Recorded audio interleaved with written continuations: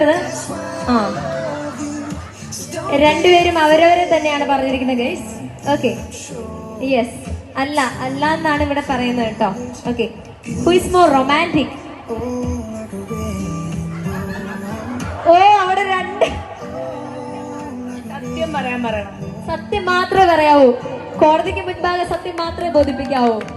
Okay, അടുത്തത് who is likely to cry during a sad movie?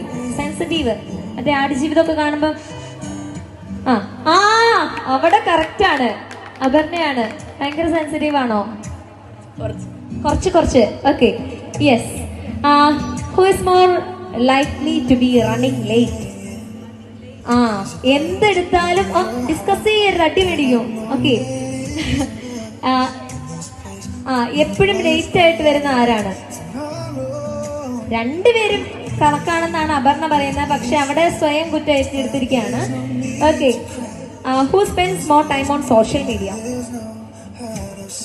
Social media കേൾക്കുന്നില്ല എന്ന് തോന്നല്ലേ?